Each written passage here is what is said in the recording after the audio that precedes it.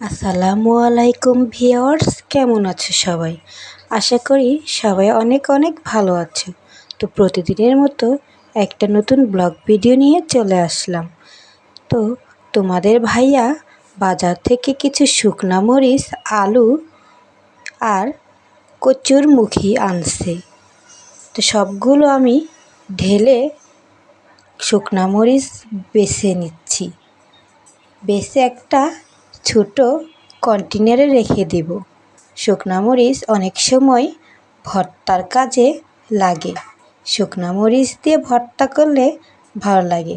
আমি সবগুলো মরিচ সুন্দর করে একটা কন্টেনারে রেখে দিলাম। তারপর কিছু গজা এনেছে। আমাদের এখানে এই সদাইগুলোকে গজা বলে। তো গজাগুলো আমি সুন্দরভাবে একটা কন্টেনারে রেখে দিচ্ছি। বাচ্চাদের ঘর তো মাঝে মাঝে বাচ্চা খেতে চায়, এর জন্য সুন্দরভাবে রেখে দিলাম। তো দুটো ডিম এনেছে, এই ডিম দুটোও আমি ভালো করে ফ্রিজে রেখে দেব। বাচ্চাকে অমলেট বানিয়ে দেব। আমার বড় ছেলে অমলেট খায়। তা আমি সকালবেলা একটা তাওয়া দিয়ে তেল দিয়ে পাতলা করে আমি একটা পিঠে বানিয়ে নিব। এই পিঠে আমাদের এখানে চাপড়ি পিঠা বলে। তোমাদের ওখানে এই পিঠাকে কী পিঠা বলে সবাই কমেন্ট করে আমাকে জানাবে। আমাদের এখানে কিন্তু এটাকে চাপড়ি পিঠা বলে। তা আমার ভিডিও তোমরা এতক্ষণ ধরে যারা দেখছো তাদেরকে সবাই ভালোবাসা ও অভিনন্দন জানাচ্ছি।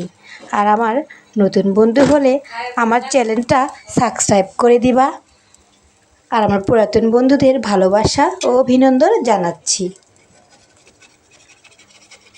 আমরা সবাই সবার পাশে থাকব, তাহলেই আমরা একদিন সফলতা খুঁজে পাব। তো আমি এভাবে সম্পূর্ণ পিঠা বানিয়ে নিব।